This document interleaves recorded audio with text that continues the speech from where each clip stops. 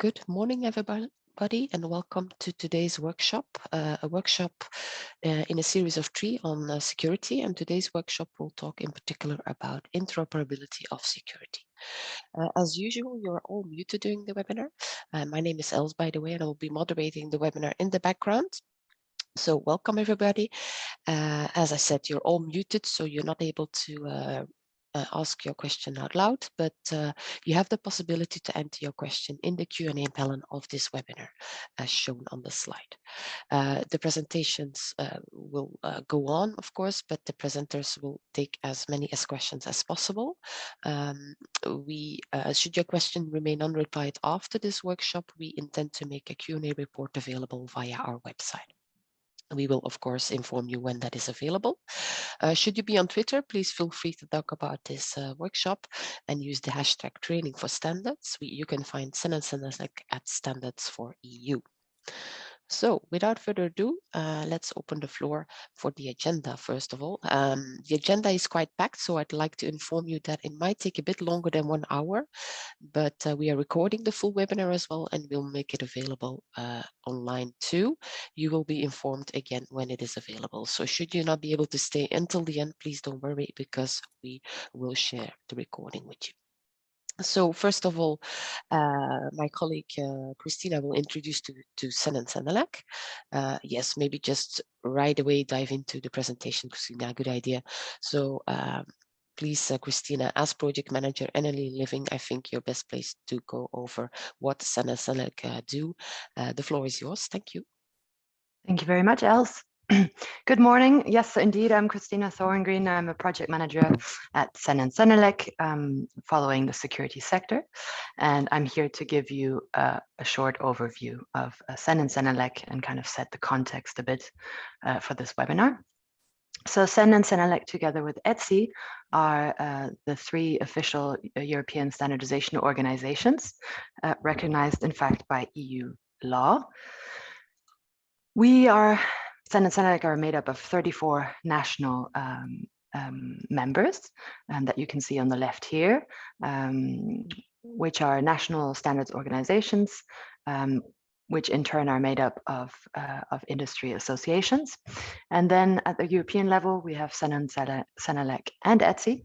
And at the international level, corresponding to Sen, we have ISO, and corresponding to Senelec, IEC, and also the ITU corresponding to ETSI. Sen being the European Committee for Standardization, and then Senelec covering everything to do with electrotechnical standardization. We do work closely with ISO and IEC to avoid any duplication of work and to have an efficient use of resources. And we also aim to have identical standards in Europe, but also worldwide. So international standards take primacy over European standards. A couple of words about different Sen and Senelec deliverables. So we have the European standard, which is, let's say, at the top of the hierarchy, if you will. You can see here on the right a cover page of such a standard as an example. Then we have technical specifications, which are pre-standards, which can often be useful to use in a domain which hasn't let's say, sufficient level of consensus to develop a full European standard. What's important to note is that a Sen standard, once adopted, has to be adopted by all 34 members at national level as well. And this is not necessarily the case for an ISO standard. So it's important to have that consensus to start work on a standard. Then we have the technical report, which is an informative document. And all 3 of these deliverables are developed within a technical committee. Then we have workshop agreements, which are developed within a workshop, as the name implies. And here, it's not the Sen members that vote on the document, but rather it's a type of deliverable that is agreed by consensus between the different organizations and individuals within the workshop. So The initiative behind this workshop and also the previous two workshops, in case you've been following, comes in fact from the Sen and Senelec Sector Forum on Security. This was established in 2019, and the secretariat is held by our Finnish member, SFS. This forum brings together different experts from the security sector and coordinates security-related standardization. And here today, as the moderator of today's webinar, we have Jean-Pierre Quemard. I will hand over to him for some introductory words on today's workshop. Over to you, Jean-Pierre. Okay, thank you very much, Christina, for this nice introduction. So welcome to everybody. I see we have a large audience today. That's fine. To have more than 120 people attending this seminar is really something interesting. So as said by Christina, we have been running a series of three different sessions of webinar. There will be an event. We are preparing a big event for September this year as well, in order to make some introduction presentation concerning the coordination of security inside Senelec, but also with other bodies. To introduce myself, so I'm Jean-Pierre Quemard. I'm running the company CAT, but I'm also deeply involved in standardization, being a convener of WG1 of GTC 13, Joint Technical Committee 13 between Sen and Senelec. I'm also vice chair of NTCC Cyber and also convener of AG1 and AG5 of ISO IC GTC1 SC27, which is the Cyber Security and Data Protection Committee within ISO IC. So coming back to the interoperability of security, security standardization has really an increasing coverage and therefore complexity along the years. The number of TC involved in security is large. It's the reason why we have set up the sectorial forum in security within Sen and Senelec. And all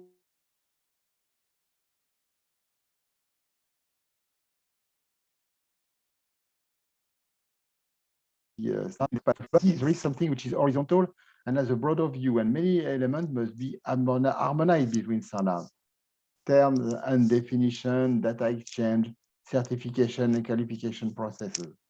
So interoperability of standards is really something which is a key issue, and the liaison mechanism between CC is no longer sufficient. Having just a liaison officer is something which is useful but not sufficient. So we need to be able to exchange accurate and consistent data between different domain of application, sensors, geolocation, indoor, outdoor, video, tactical solution, or security element, crypto key, something like that. So all these processes rely on different standards. And so we need to be able to interface also with the defense world, like we have more and more dual domain, like CBRNE, security threats, operational data. So there is really a need to make security standard interoperable. It is the reason why we have 4 speakers today representing different point of view. And I will leave the floor to our first speaker, Andreas Mitrakas from ENISA, represent the Cybersecurity Agency of Europe. Andreas, the floor is yours. All right. Good morning. Many thanks, Jean-Pierre. Many thanks, Els and Christina. I hope the sound is coming through properly and I'm not having a slow network. Oh, very well. Thank you. It's the best connection I could have, so it's dedicated to this. Nobody else is sharing it. So I just wanted to start by thanking you, of course, for the initiative and for the sound suggestion to look into interoperability, specifically in relation to standardization. My standpoints and a bit of experience that I draw relate primarily to standardization to certification. The former, because I've been involved through different capacities in the past so many years. I will not mention the figure. It's it's almost 30 years that I've been involved in standardization from different standpoints. For instance, I started looking into electronic data interchange formats in the early 90s. And then we moved into electronic signatures and trust services with time to find our way to certification, as it became a hot topic in the past 5 years with the advent of the CSA, the Cybersecurity Act, at the time. So interoperability cuts across standardization, of course, but it also concerns certification. One observation we could make on the outset is that if you run a simple search on the CSA, you will not be impressed by the number of instantiations that whereby interoperability is mentioned. I think that yields just about 3.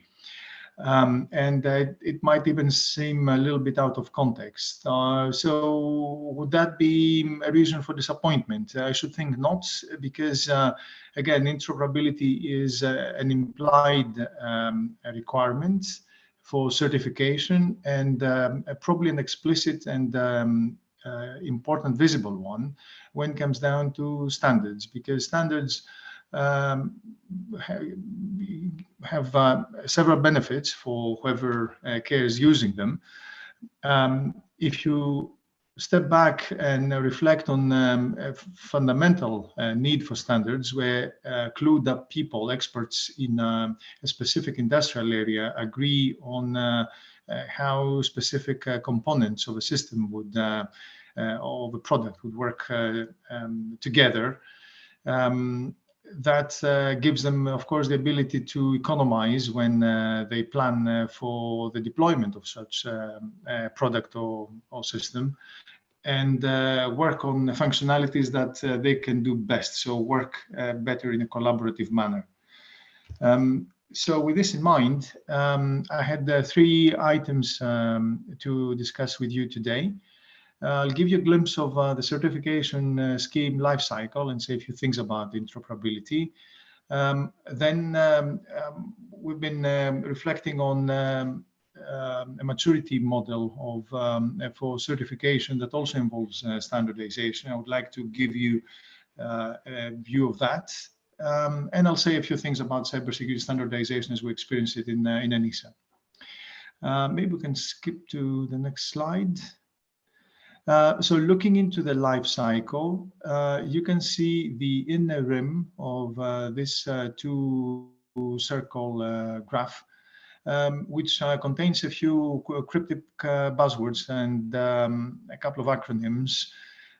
Essentially, it presents the life cycle of certification, starting from the plan, which is based on the notion of a union rolling work program, which is a classical work program, as classical as they come.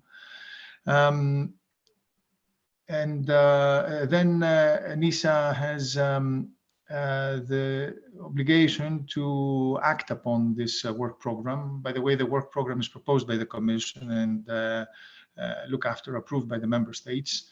So ENISA, in response, puts an ad hoc working group together, which is composed by area experts.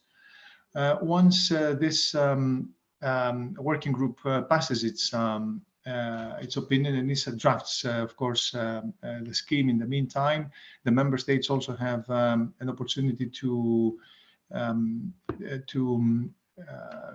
give their view, and then the whole thing gets voted. Once voted and adopted, the scheme is monitored and maintained for consecutive 5-year periods for as long as its useful life might last. Now, we thought that if we take that basic design and turn it around, we could influence it by involving all types of stakeholders within the ad hoc working group. So we've asked the member states to join. By doing that, we just economize on resources and time needed to go back and forth in case member states were surprisingly finding something that they do not quite like or understand when ENISA proposes a scheme. Then we developed the notion of user guidance alongside the development of the scheme itself. There's obvious benefits there in relation to opinion and interpretation being developed concurrently. We developed the notion of very small pilots. So we ask clued up users of their opinion, and we dispense small amounts in relation to that. And we are also developing the metrics with regard to measuring the performance of the scheme when it is once it is adopted. So with all this in mind, we can skip to the next slide, please, and apologies for the background noise. So looking into this maturity approach, if one takes the ribbon of a 10-year period, starting with a legislative proposal, you can look into this plan, presence, engagement, formalization, repositioning, convergence kind of flow. It might seem a bit smart, but I can assure you that it's not very much so. It's quite plain. If one has in mind the PDCA cycle of Deming, it's not much different than that. Essentially, you plan, you lay out something, and then somehow you converge towards a goal, allowing yourself time to adapt and take care of whatever lateral concerns there might be. So with this in mind, we started with cataloging gaps around standards. Then we looked into presenting them as concrete proposals, and we had a few new items, things that we learned and we found out by working on the cloud scheme, for instance, and working on methodologies for the purpose of determining assurance levels for specific assets. So we thought that, great, we can do a part of the work, but isn't much better to have the standards organizations looking into it as well. So under this slide, we've launched 2 requests to SEN, importantly, and we look forward to seeing what comes out of this process. Then clearly there's a need to synchronize the wheels and just take this whole argument at a higher level. And as I mentioned, the union rolling work program, there's also its flip side at the standardization level, which is the standardization work program. So initially we have to make people understand that the two sides represent the same type of interests. So the wheels of standardization and of certification need to be synchronized functionally. So when we have requirements to develop a scheme for certification, the scheme ideally should start produced when standardization has already produced something concrete beforehand. So you can see this formalization, which would be the synchronization of the 2 work programs, and we could have synchronized standards in production and the rollout, of course, with the new scheme or with the maintenance cycle. So we don't need to be deterministic and say, but we wouldn't work unless there are perfect standards for us to do so beforehand. No, we can work even with all imperfections and the limitations of our system, because the purpose is to come up with robust and certification solutions for the stakeholder. Next slide, please. So if we look into what ENISA has been up to in terms of standardization, A couple of years ago, we came up another crossroads when we had a developed relationship that currently has been over 15 years long with Senelec and NTCC. But more stakeholders came along, and I'm not having ISO and IC in mind, because all these stakeholders are public interest ones. But with time, we came across the requirement to start talking with private organizations, associations, or even initiatives, because they produce technical specifications that are tantamount to standards for those who are using them. That's the initial example I used. So in the context of 5G, as we have a scheme in the works for 5G, we needed to open the door to the GSMA, and who knows, more associations are also informed about the good work that's been taking place in the Open Run Association and so on. So we developed a little approach. We called it a strategy, but essentially it's an approach. It's a bit of a floor, to put underneath our efforts that we gradually build to develop a relationship with these organizations. So we need to look into this collaboration element with all contributors to the standardization ecosystem. We need to produce continue supporting policy, and we do that by producing catalogs of standards with bits of interpretation or gaps sometimes. Of course, we take always the cybersecurity standpoint. We're not dwelling on functionality so much. And we have dedicated actions in terms of follow-up for our key areas like 5G, for instance. So this way we have areas that slightly overlap, but we are quite certain that we cover the full breadth of space that is permitted to ENISA within the policy framework. Next slide, please. And as you can see, since Easter just behind us, putting eggs in a basket, lots of eggs in one basket has never been a good idea. But if we wanted just to make this fun analogy, we could see that we can have different schemes that cover different areas. You can see items, their components related to something concrete like common criteria or 5G, for instance. Something that is coming, that we're looking forward to, that is coming our way, like the digital identity wallet, for instance, or IoT, perhaps certification for consumer use cases. But there are connecting elements there, and we have purposefully developed our concept around certification across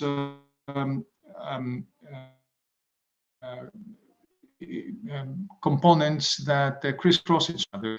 And when I'm saying this, I have in mind requirements for accreditation, requirements for conformity assessments and conformity assessment bodies, and sometimes even formats could come into the picture. For instance, the format of a certificate could be a manifestation of an effort towards interoperability and so on. Also, we live in order to, we live for the day when we will have the ability to run devices that are certified under the EU Common Criteria scheme. They would access or allow for services, cloud services that also have their layer of certification. Of course, the cloud scheme does not look into the entire stack, but only a layer of the service. And possibly they could be accessed through provisioning and services that are based on the EU or they are influenced by the EU 5G scheme and so forth. One can extend to sensors and IoTs and all that. So this composes the ecosystem that we're serving. And hopefully it will not be that long until it just shapes also for the stakeholders side, not just for the policy assisting entities like ANISA. And next slide. And just one wee bit of a follow-up as in the advent of the Commission's standardization policy. Again, we are looking forward to promoting these suggestions and challenging ourselves by developing further our relationship with standardization organizations, but at the member state level. Then it might be a good a moment to reach out directly and learn from their experience in specific areas where they excel, and look into innovation aspects with the competence center, and of course develop additional components around knowledge and knowledge management and training for cybersecurity standardization. And of course, the last and trickiest point is to interpret sovereignty notions, autonomy notions, or legal notions like those that prevail in the area of rule of law, to technical and organizational ones that sometimes would feed into standardization, sometimes they would feed into certification, but they would provide us with the tools that we have in order to better influence our markets. The internal market is open, but of course it's there are conditions to it, and with its vast size and depth and opportunity represents for EU-based as well as non-EU-based business. It just makes very good sense to give the tools to the supervisory authorities to better control portions and layers of the market. So this is it in a nutshell, what I wanted to share with you. I'll look up the QA. Many thanks. Last slide. Thank you. And thank you with the beautiful colors of the cyber warriors in the Ukraine. Thank you. Okay, thank you very much, Andreas, for this very interesting introduction and presentation. Yes, you have some question in the Q&A, so I think you will have time to answer to the question raised by the attendees. So now it's time to pass the floor, the mic to Gilles Robin from DG Home to introduce a point of view from the DG Home. What are the one example of the concern of DG Home? Gilles, the floor is yours. Thank you, Jean-Pierre. Good morning, everybody. Yes, so I will try to illustrate a bit what are our concerns as regards standardization in DG Home. So it will be a bit of a different perspective, really focusing on needs, with the humble objective to illustrate the complexity of the situation we're facing. So my understanding of security, as I'm part of DG Home, meaning the police and justice side of security, is a bit different from what Andreas would have understood by security. And I will solely focus on this specific aspect. I'm working in DG Home in a unit formerly called Cybercrime Unit, and now Security in the Digital Age. We are dealing with all aspects of digital investigation, basically, which means all investigation. So I will, yes, if we can go to the next slide and the next one. Okay, I will go briefly through our general concerns and what we can expect from standards. Then I'll try to address the three types of challenges that we are facing as regards cyber investigation and access to digital evidence. And then, if time allows, I will get more into the standardization aspects as such, and what we are trying to do in the context of the TCLI, Technical Committee on Lawful Interception. So next slide, please. Yes. So well, you're probably aware that we are facing a curious situation that on one hand, standardization is deeply needed in the field of security. And on the other hand, it has proven very difficult to define and to implement standards in our field. There are many reasons for that. Fragmentation of the market, the different approaches from member states, different interests too. So our main point here is that I think there is a strong will of the European Commission to further develop its activities in regards to integration with standardization for many reasons.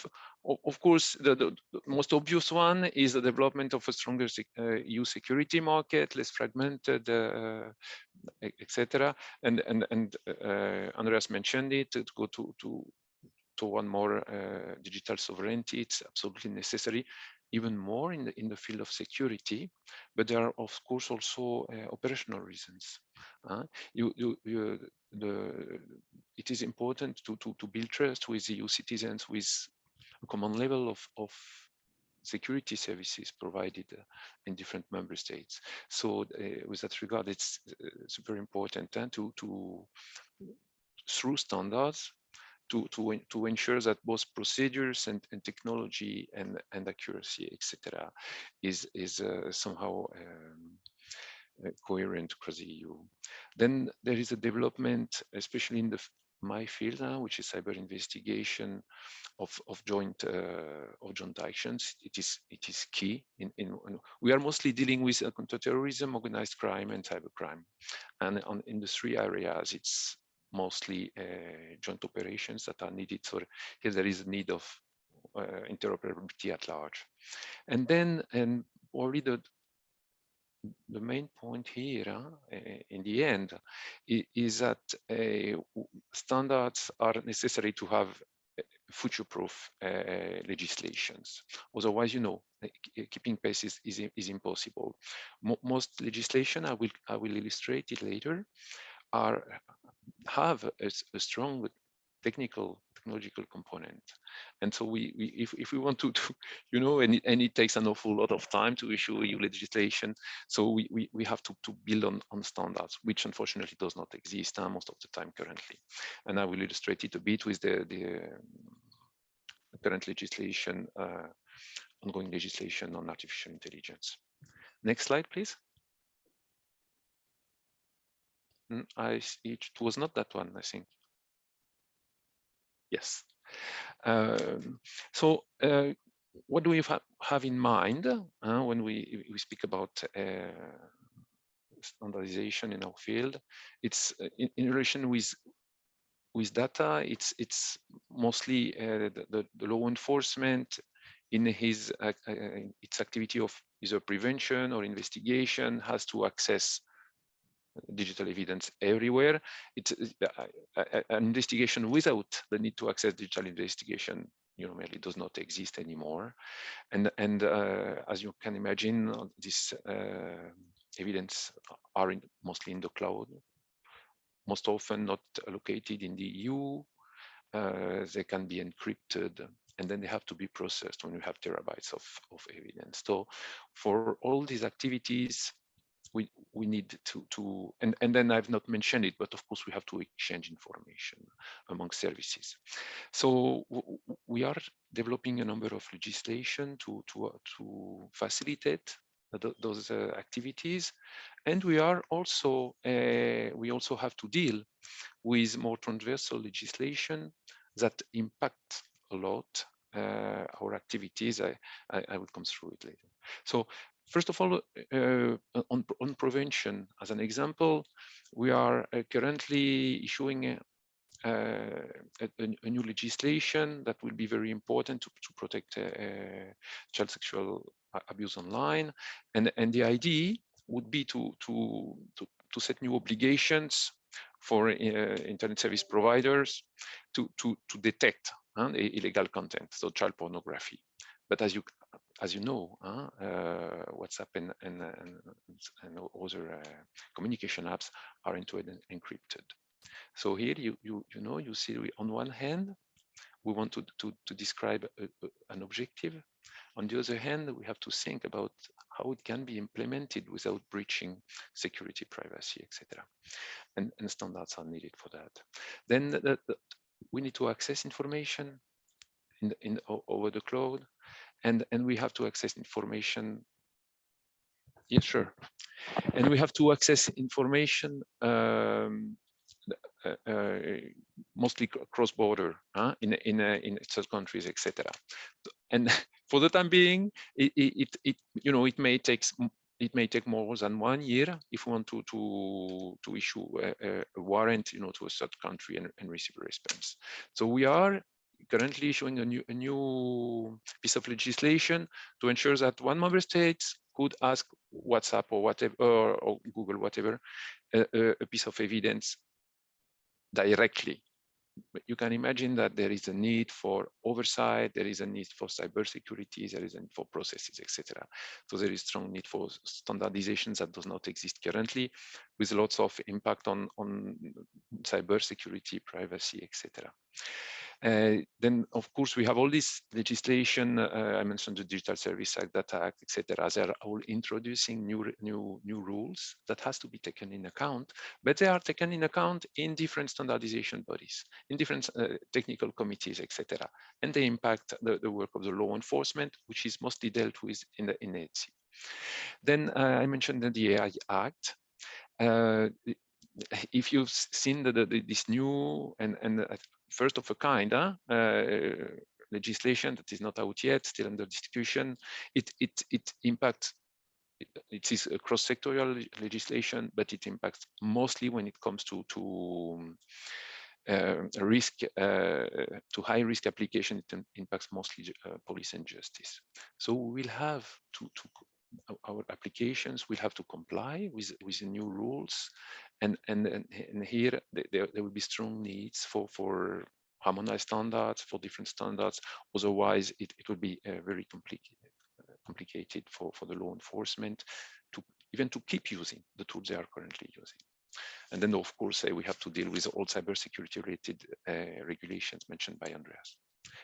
Next slide, please. I'll try to hurry up. So the challenges we're facing, I mentioned already end-to-end encryption. Of course, that's very difficult. As you know, what means what end-to-end encryptions mean is that the keys or the secret is handled by the end user, not by an authority. So of course, getting the content of communication clear is very difficult and has to be thought through. The other issue is that hopefully we are going more and more to privacy by design, which is coming through standards. But then the law enforcement and security needs are nearly always coming after. So we have to deal with. I speak a bit with about 5G. We have to deal with this situation where we have to take in account the privacy standards and try to put some ads on, to get access to information or either content or metadata, and it's I mean it's not how it should be done. Then we have other issues I told with geolocation of data. It's also in relation with regulations. The regulations are not the same depending on where the data are located. So if you don't have in standards the proper mechanisms to know where the data are located, then it's absolutely difficult to enforce legislation. Development of IoTs for the law enforcement, especially for vehicle forensic, and to know what happens with connected cars, is another major challenge. Next slide, please. So I addressed the legal aspect, the technological aspect, and the operational one. I guess are the most important because they are the driver of all of our activity. So in this Venn diagram, you have on the left hand basically it refers to my previous slides. All the technological environment is moving and it poses a number of challenges for the law enforcement, preventing us to access information. On the right hand, you have all that particular crimes that makes it mandatory to access information, certain types of digital evidence.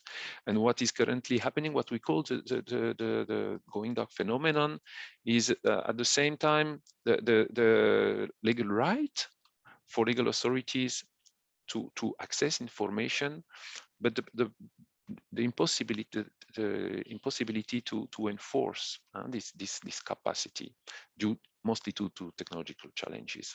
So of course, when it's absolutely necessary and at the same time impossible, we are in this dark zone here where we have to find solutions. And the solutions, I think, should come through standards when we have to mitigate this issue of preserving privacy, cybersecurity, and at the same time accessing information. Next slide, please. So what we are doing in TCLI is basically addressing most of the needs that I've covered today. Find information, access retained data, so data retained by ISPs and telecommunication operators, and also intercept, so the live access to data. And so, well, Jean-Pierre, you will see yourself there in in TC Cyber, but we have lots of interactions with. Yeah, absolutely. Yeah. Yes, we have lots of interactions that are absolutely mandatory because we have to take all these privacy and security requirements, cybersecurity that I mentioned before. The way of doing it is, of course, we have this liaison, but we have a number of colleagues working, in the different technical committee. It's not visible everywhere, especially with SEN, etc. So I can only agree, on your introduction that it's especially to better anticipate. It's absolutely necessary to invent more solid mechanisms. Next slide, please. And last slide. So very, very briefly. No. Sorry, it was the last. Three issue we have, just to make it very concrete. Privacy by design in 5G means that the former IMSI, the identification of your device was previously in clear. Now it is concealed. So for the law enforcement, of course it's difficult to target your local interception. It has not been foreseen in the standards, so we have to mitigate such issue. Then the phone calls are in 5G. They are solely over IP, and there is a possibility to have these calls end-to-end encrypted. But when people are in roaming position, they bought their SIM cards, let's say in third countries, and they implement the end-to-end encryption flag, let's say, then it makes it very difficult to intercept. We have to deal it through standards. And then I spoke about it a bit. End-to-end encryption, the communication are shifting to application level communications, and we have to face this situation without weakening encryption, and this implies a lot of discussion with all other standardization bodies. So that's it on my end. So sorry to have been a bit long. It was a pleasure. Thank you very much, Gilles, for this very concrete example of need of interoperability. So this is something very, very useful. Yes, you're right. We're a little bit late, so it's time to pass the mic to Benjamin Elfreitz from DIN to introduce the topic how the national body can deal with this kind of concern with the interoperability of security. Benjamin, the floor is yours. And Gilles, you have some question to answer in the chat, so please feel free to take some time to answer to the people. Okay, so Benjamin, the floor is yours. Thank you very much, Jean. Yeah, I'm Benjamin from the German standardization organization DIN. And I'm at least, I hope you can see my presentation now. Yes, we can. Perfect. And at least I'm not a security standardization expert, I'm more a strategist, and I'm looking on this issue from the strategy part of our department, external relations. And we did some work in the last few years on the issue cybersecurity and handling this issue, and especially the question on interoperability of security is for me, or for us, a question of fragmentation, because we got so a wide field in security solution finding and involvement of stakeholders and so on. And that's what I want to explain you a little bit, and then on the next slides, what we are doing on this.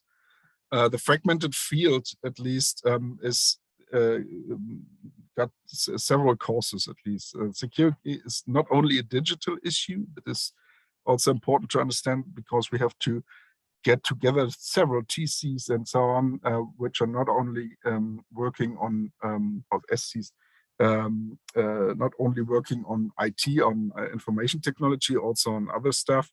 And in several solutions, you can use physical solutions, and you don't need the IT solution or the security solution, information technology way or in the application.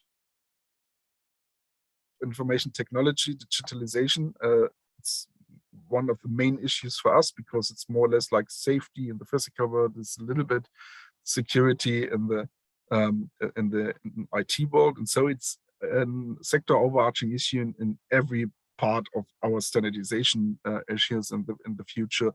A very important part to think about, and that's also that are several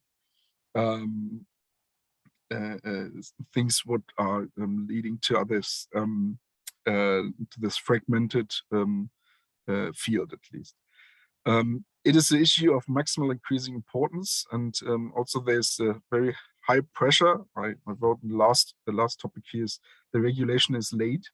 That's a little bit hard to say it like this, but at least it is the high importance now leads to several ways of trying to salute the problem, and to several regulation activities, and also standardization activities, and so on. So the fragmented field. Security is the issue of several interest groups, economically and governmental. This I will show you the picture the next slide, but there are so many stakeholders in several areas which are working on this issue, and that makes it much harder. Security is not safety. That is not directly the thing of a fragmented field, but it's a very important issue, because security is not in this sense of safety.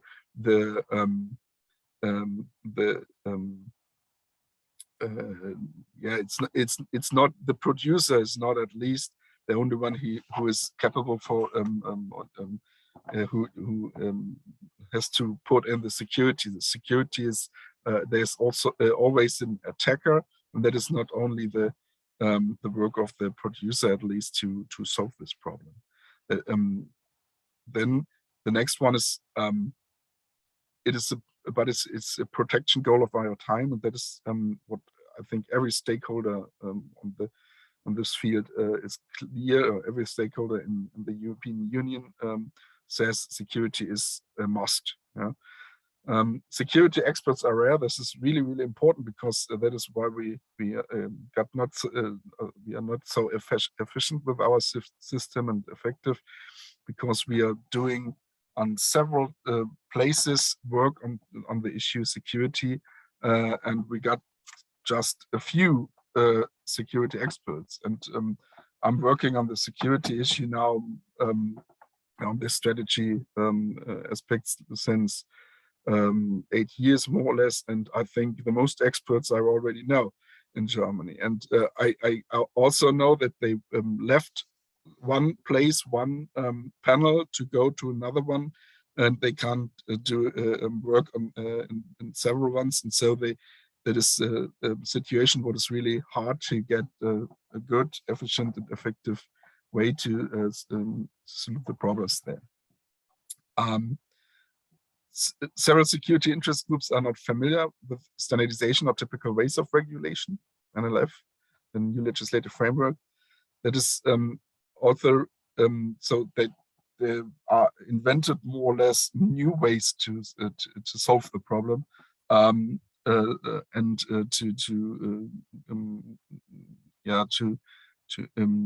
to regulate the issue. And that is what we are working also on, to explain how we can solve this these challenges with the given ways and with the given panels and given organizations, yeah, that's also a thing why it is very fragmented at the moment. Security is not only a question of security experts.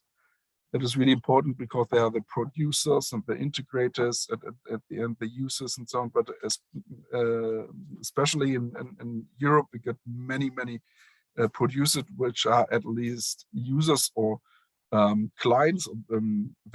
They buy IT products and put them in their products, and they also are in the complexity of this field, and also they are on the market in the with others, and so it's really important to involve them in this solution finding. Security is a holistic issue and partly extreme complex. That's obvious. Developing system innovations is an extraordinary new challenge. What I want to say with this is system innovations. It's at least a standardization thing, and it's new in the digitalization world, especially because we need several actors to solve a problem, and they have to sit together to invent a solution together, and this is a system innovation. But one of the actors alone is not able to do that, to do this, and so they have to work together. And at least they are searching for a framework or for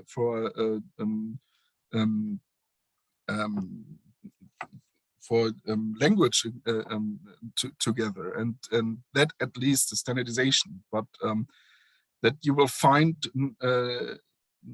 or the actors are searching the panels or the round tables where they do this, not explicit in the standardization and the classical standardization tables. Because they have to do this system innovation, and at least it's really hard for them to do this with every player or with the open table. They first want to sit in a consortium round more or less, and that makes it much harder also to get all the players later together and to bring the stakeholders and the consortial activities back to the classical standardization. That makes it much harder to get an interoperable system. The digitalization and security is a new field. The cake is still not distributed. There are several players in several dimensions, at least governmental, like economically, like in standardization areas, which are searching new business or new activities here to that at least comes to this fragmented field. And I think that's the main cause why we are not so far in the process to get really good and interoperable systems and security standards. And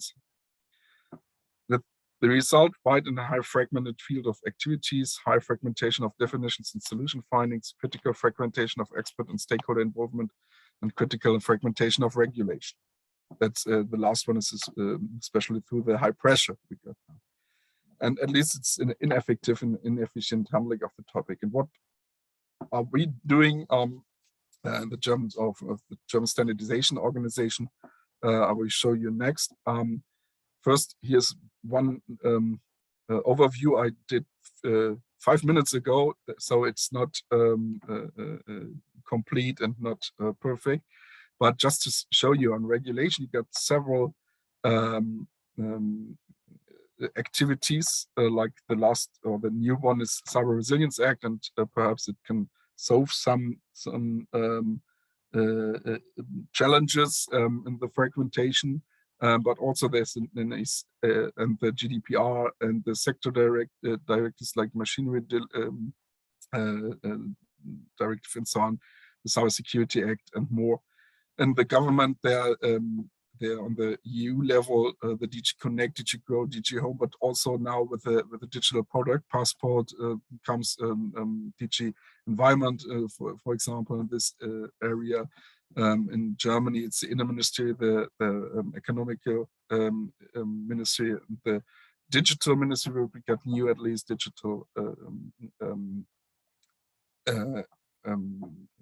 and yeah, it's okay, the Digital Ministry.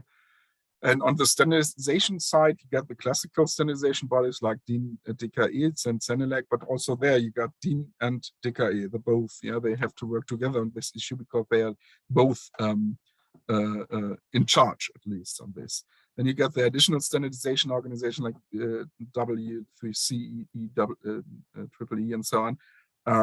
And you get concessional standardization or associations like IoT, or also the issue Gaia X, and also this cybersecurity Act schemes are not directly the standardization activities, but they have the same experts or some of the experts, and that is also a interacting system with the existing ones. And so you see the bright, wide, fragmented field. What we do in Germany from the German Standardization Organization, we try to put our shape our organization new on this area. Already 2005, it was founded the Presidia Committee Focused ICT. At least it's for information and communication technology, the Presidia Committee, and it gives more or less the strategy also for our Presidium. And it's not only a panel for security issues, it's for the digitalization in general, but always you got digitalization, there's security within. And they founded at least 2011, the coordination office, cybersecurity is the KIDS.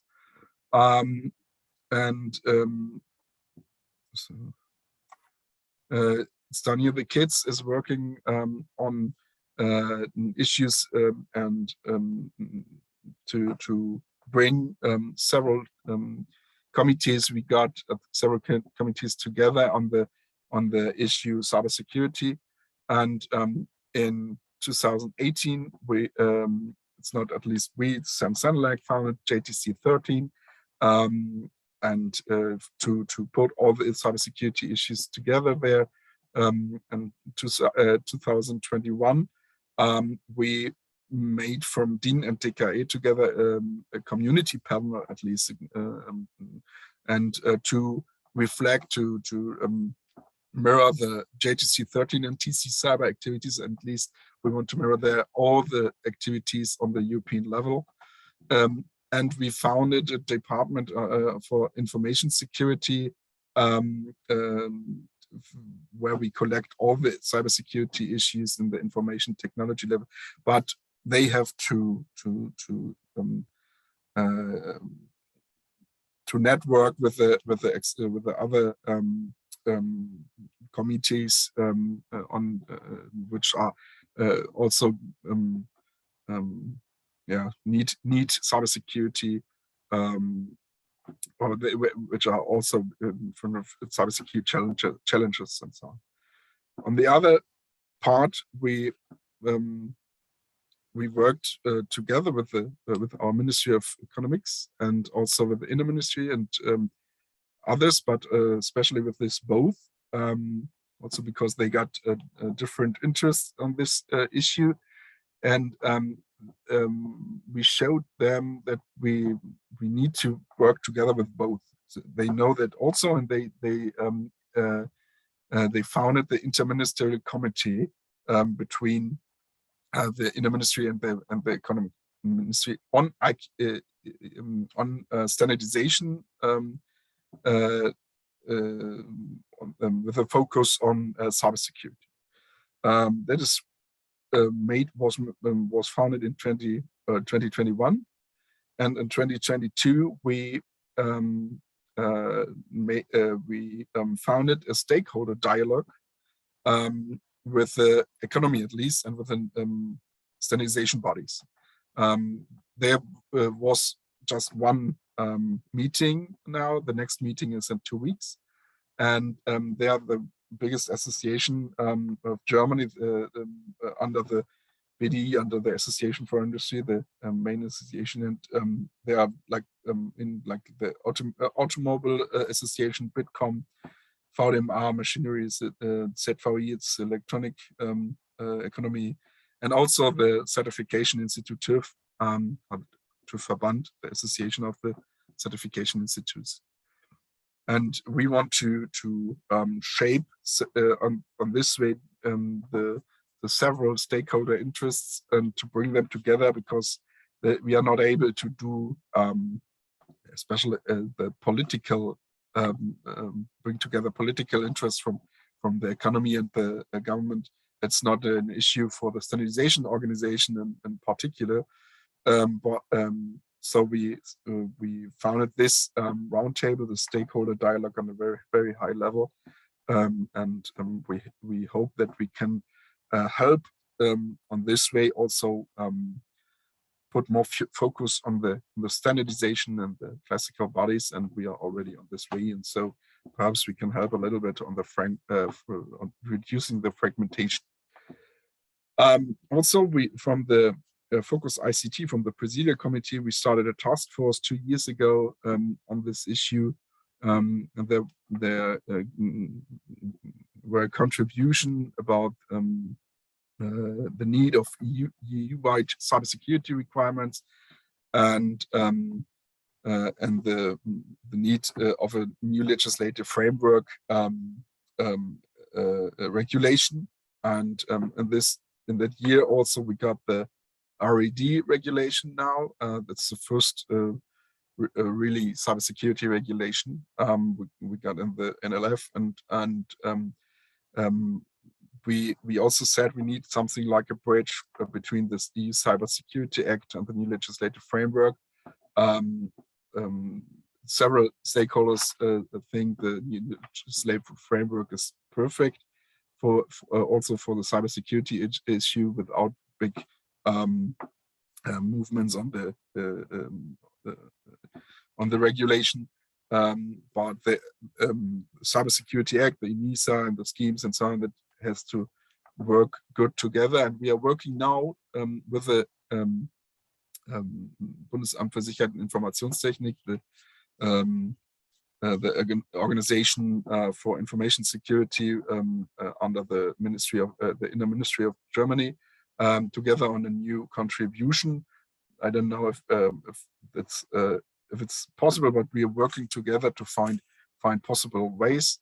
And at least we made with several. It's not the we made this contribution on the EU-wide cybersecurity requirements in 21.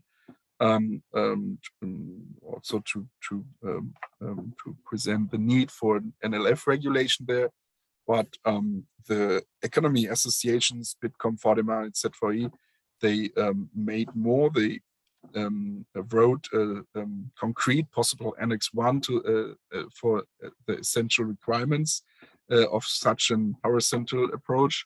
And the DG Connect also asked this group, and at least I worked for this group. We help them to do that, but that are not our directly interests from the German Association Institute, so German Institute for Standardization.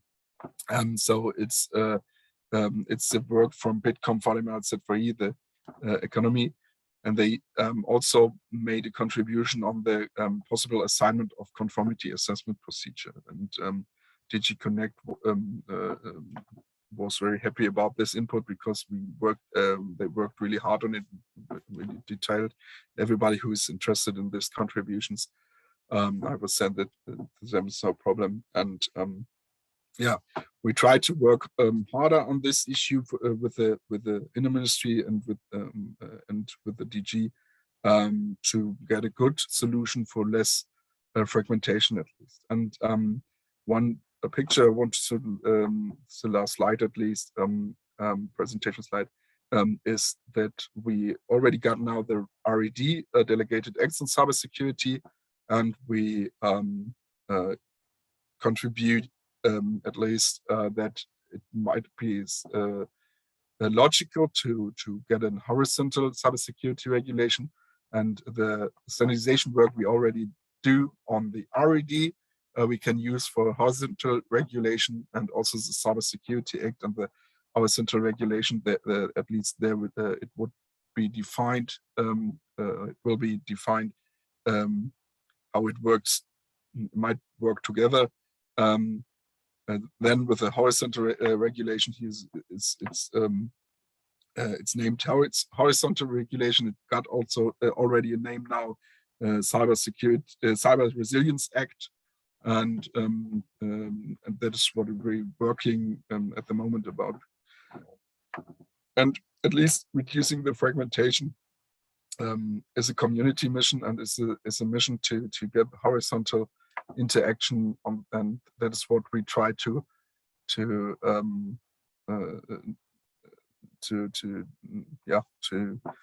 make with our actions, to help with our actions to reduce this fragmentation. I think that is the best way to interoperability. Thank you. That was my presentation. Thank you, Benjamin. It was very interesting, and it's good to have the presentation from a national body, which is of course a different point of view. We are very late now, so we have to move to the last presenter. So thank you, Benjamin. You have some question in the chat, so please feel free to answer to the people who raise some very good question. I suggest that we move to Ekaterini, who will be our last speaker. Ekaterini, a lot of slides, so please do your best to. People will have the slides, so I think you have a lot of material within the strategy project. So please can do your best to spend necessary but not too much time. Thank you very much. The floor is yours. Okay, thank you very much, Jean-Pierre. Indeed, it's my turn to communicate an Horizon 2020 Research and Innovation project point of view, and in particular of strategies and Sadways Ltd, which is the project coordinator of the specific project. Next slide, please. Next one. Thank you. So the strategy project has been established in September 2020 under a grant agreement of the Horizon 2020 Secure Societies Protecting Freedom and Security of Europe and its citizens main program, and the action of increasing Europe's resilience to crisis and disasters. Next slide, please. The 3 years duration project has a main goal to facilitate Europe's pre-standardization process through streamlining and validating interoperability in systems and procedures involved in the crisis management cycle. Next slide, please. We all know, as discussed today, that basic dimension of the security pre-standardization products deployment is the condition of the interoperability, and it is worthy to have in this slide the definition given from the International Standardization Organization, but also in the next slide to see that many organizations in European and international level already pointed out the lack of standardization, and many projects there are dealing with this. Next slide, please. In this slide is illustrated the consensus, which is a fundamental element. A consensus accepted term or definition is the fundamental basis in every pre-standardization and standardization process. In the next slide, we have some key consideration, which is, let's say, we will overpass the slide and we will go to the next one. So strategy took into account all the relevant policies, the studies done in terms of the identified needs and gaps in the crisis management cycle, and also the findings of previous Horizon 2020 disaster resilience research and innovation projects, and justified its own consolidated view for the specific needs or thematic areas or streams of the crisis management cycle. Next slide, please. The outcome of this expiry review investigation led to the setup of 8 thematic areas or streams, as they called, which are the specific fields and scopes where standardization products as CEN workshop agreements and technical specifications need to be further developed. And in the next slide, slide 10, all this will be done in the light of the interoperability approach. Next slide, please. Today, we are very happy to say that all of the approved pre-standardization strategies initiatives are in a smooth and intensive workflow progress, and soon the tabletop exercises will be realized in order to simulate different scenarios and test and evaluate plans. Strategy use tabletop exercises to validate and the efficacy of selected standards, and will carry out one tabletop exercise per stream and one full-scale exercise. Let's be back in the slide 10, which is relevant to why. Yes, please, thank you. Strategy established a liaison organization, which is the Sadways LTD, the Sadways organization, a liaison between the project and the relevant technical committees, which is the CEN 391, societal security, and the ISO 292, which is the security and resilience, and the specific working group of emergency group. And so strategy and Sadways organization as liaison organization, and myself as a representative, we have the opportunity to interact with all the project partners and workshop leaders, and able to witness the transparent, inclusive, and sound technical and professional work that's going on by all the involved stakeholders in the drafting process of the standardization documents. It is important to highlight here that the official standardization framework wisely foresees the existence of liaison organization and not of a liaison officer as an individual, as a person. It's a core issue to acknowledge the key role both of the national standardization bodies partners in our consortium and of the authorized technical committees of the standardization ecosystem, namely that of the 391 and 292 of ISO.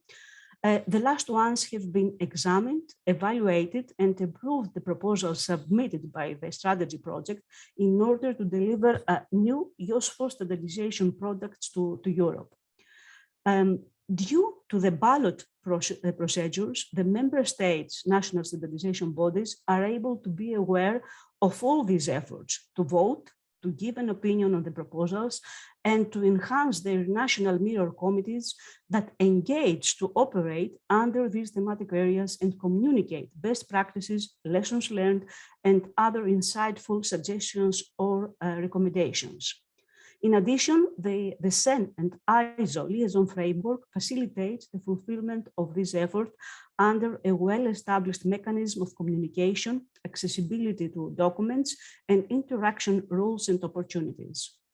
Under such conditions, interoperability requirements are further supported and enhanced since first responders, security practitioners, experts, and other relevant key players speak the same language and implement the same principles in order to deal efficiently with crises and disasters in national and cross-border level.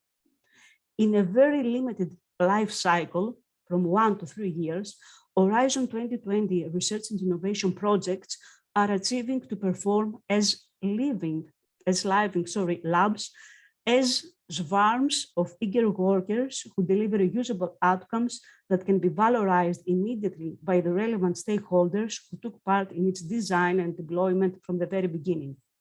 Industry as prime investor and communities like Ceres of DigiHome play extremely significant role in terms of the needs identification, the common understanding amongst their members and other dimensions.